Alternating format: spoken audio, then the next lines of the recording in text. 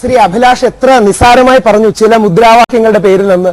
India നശിക്കും വരെ ഞങ്ങൾ പോരാടുമെന്നും പാകിസ്ഥാൻ സിന്ദാബാദ് എന്നും ഇന്ത്യ നശിക്കട്ടെ എന്നും മുദ്രാവാക്യം വിളിച്ചതാണോ ചില മുദ്രാവാക്യങ്ങൾ?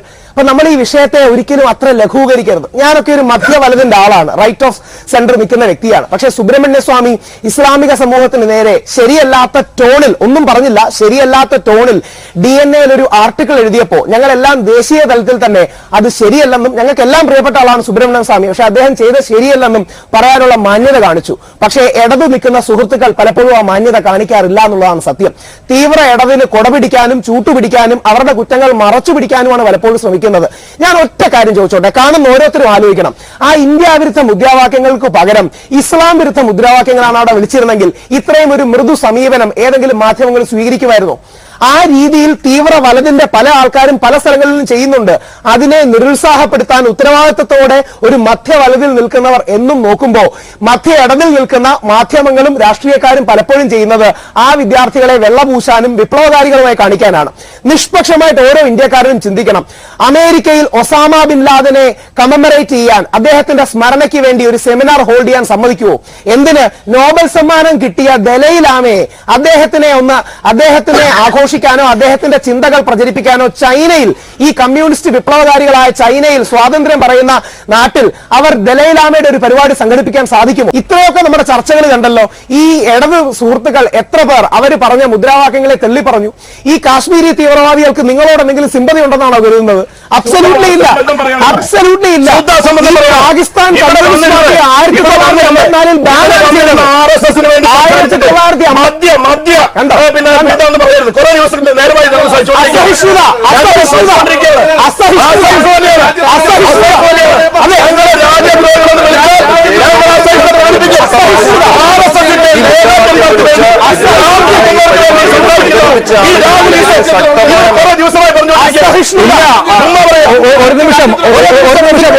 ഒരു നിമിഷം സുനിൽകുമാർ, ഞാൻ പറയട്ടെ. രാഹുൽ ഒരു നിമിഷം തുടരൂ. ശ്രീ വി എസ് സുനിൽകുമാർ, ഈ മുദ്രാവാക്യങ്ങളെ നിങ്ങൾ തള്ളിപ്പറഞ്ഞിട്ടുണ്ടോ എന്ന ചോദ്യത്തിനുള്ള ഉത്തരം വേണം.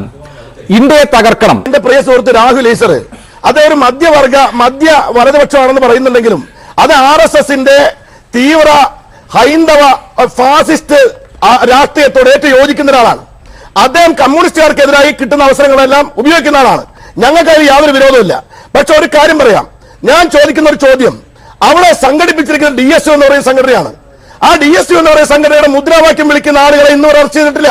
പിറ്റേ ദിവസം കനയ്യ നടത്തിയ പ്രസംഗം രാഹുൽ ഈശ്വർ മനസ്സിരിച്ച് വായിക്കണം. രാഹുൽ ഈശ്വർ കനയ്യ പറയുന്നത്, നമ്മുടെ രാജ്യത്തെ ജനാധിപത്യ നീതിന്യായ വ്യവസ്ഥയിൽ ഞങ്ങൾക്ക് ഉറച്ച വിശ്വാസമുണ്ട്.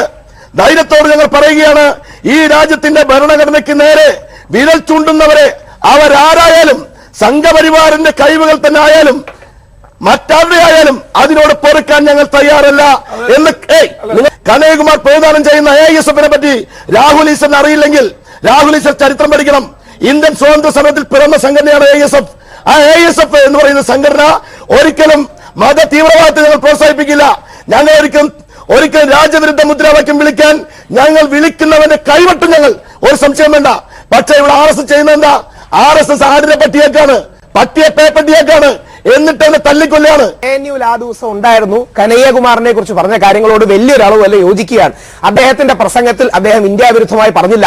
പക്ഷേ ശ്രീ സുനിൽകുമാർ തന്നെ, അദ്ദേഹത്തെ പോലൊരു മുതിർന്ന CPI നേതാവ് തന്നെ വാദിക്കുന്നത് ഞാൻ RSSകാരനല്ല, പക്ഷേ RSSന്റെ കാര്യം ചൂണ്ടിക്കാട്ടിയെന്നാണ്. എന്തുകൊണ്ട് അഫ്സൽ ഗുരുവിന്റെ കാര്യം ചൂണ്ടിക്കാട്ടുന്നില്ല? എന്തുകൊണ്ട് കാശ്മീരി തീവ്രവാദികളുടെ കാര്യം ചൂണ്ടിക്കാട്ടുന്നില്ല? ഉറച്ചുറച്ച് ഇടയ്ക്ക് RSS അത് ചെയ്യുന്നു എന്ന് പറഞ്ഞ് കാശ്മീരി തീവ്രവാദം ഇല്ലാതാകുന്നുണ്ടോ? അപ്പൊ കാശ്മീരി തീവ്രവാദികളുടെ വിഷയം പറയുമ്പോൾ ആ വിഷയം പറയാതെ, കാശ്മീരി പണ്ഡിറ്റുകളെ ഒരിക്കലും ഓർക്കാതെ ഈ വിഭാഗത്തിന് വേണ്ടി ഒരു സ്മോക്ക് സ്ക്രീൻ ക്രിയേറ്റ് ചെയ്യുന്ന എന്തർത്ഥത്തിലാ? ശ്രീ സുനിൽകുമാറിനെ പോലെ CPIയുടെ ഒരു വ്യക്തി, കമ്മ്യൂണിസ്റ്റ് പാർട്ടി ഓഫ് ഇന്ത്യയുടെ ഒരു വ്യക്തി, ഓൾ ഇന്ത്യ സ്റ്റുഡൻസ് ഫെഡറേഷനെ ഡിഫെൻഡ് ചെയ്യുമ്പോൾ ഇന്ത്യക്കെതിരെ ഒരു മുദ്രാവാക്യം വന്നാൽ അത് ശരിയല്ല എന്ന് ഒച്ചത്തിൽ പറയുകയും അത് ശരിയല്ല എന്ന് ചൂണ്ടിക്കാട്ടുകയും ചെയ്യേണ്ടതിന് പകരം ഈ വിഷയത്തെ മുൻനിർത്തി അവിടെ മുദ്രാവാക്യം വിളിച്ച് അറസ്റ്റ് ചെയ്യണമെന്ന് പറഞ്ഞു. അറസ്റ്റ് ചെയ്യണം, അവരെ ഒറ്റപ്പെടുത്തണം. 2, ദൈവത്തെ ഓർത്ത് ഭാവിയിലെങ്കിലും അഫ്സൽ ഗുരുവിനെ പോലുള്ളവരെ കമ്മമറേറ്റ് ചെയ്യരുത്. ആ മരിച്ച 5 പോലീസുകാരില്ലേ, അവരെ എന്തെങ്കിലും ഓർത്തിട്ടുണ്ടോ? തുക്കാറാം ഓംബാലെ എന്ന് പറഞ്ഞ അജ്മൽ കസമിനെ സ്വന്തം ജീവൻ കൊണ്ട് പിടിച്ചൊരു പോലീസ് ഉദ്യോഗസ്ഥനില്ലേ, അദ്ദേഹത്തിനെ ഓർക്കാൻ എന്തെങ്കിലും ഒരു പരിപാടി വെച്ചിട്ടുണ്ടോ? ലക്ഷക്കണക്കിന് കാശ്മീരി പണ്ഡിറ്റുകളെയും ദലൈലാമയെല്ലാം അടിച്ച് പാകിസ്ഥാനും ചൈനയും പുറത്താക്കിയില്ലേ, അവരെ ഓർക്കാൻ പരിപാടി വെച്ചിട്ടുണ്ടോ? അവർക്കൊന്നും ഇല്ലാത്ത എന്ത് മനുഷ്യാവകാശമാണ് ഈ തീവ്രവാദികൾക്കുള്ളത്? അവർക്കൊന്നും ഇല്ലാത്ത ആ സമാധാനം ആഗ്രഹിക്കുന്ന ജനതയ്ക്ക് ഇല്ലാത്ത എന്ത് മനുഷ്യാവകാശമാണ് ബോംബും തോക്കും എടുക്കുന്ന കാശ്മീരിലെ തീവ്രവാദികൾക്കുള്ളത്? അപ്പം വികാരം കൊള്ളേണ്ടത് പാകിസ്ഥാനോ ചൈനയ്ക്കോ അല്ലെങ്കിൽ പ്രോ കാശ്മീരികൾക്കോ കാശ്മീരി സെപ്പറേറ്റിസ്റ്റിനോ വേണ്ടിയല്ല, ഇന്ത്യക്ക് വേണ്ടിയാണ്. കാര്യം ഇന്ത്യയിലാണ് നമ്മൾ താമസിക്കുന്നത്, നമ്മുടെ മാതൃരാജ്യം ഇന്ത്യയാണ് എന്ന് ഓർക്കണമെന്ന് മാത്രം.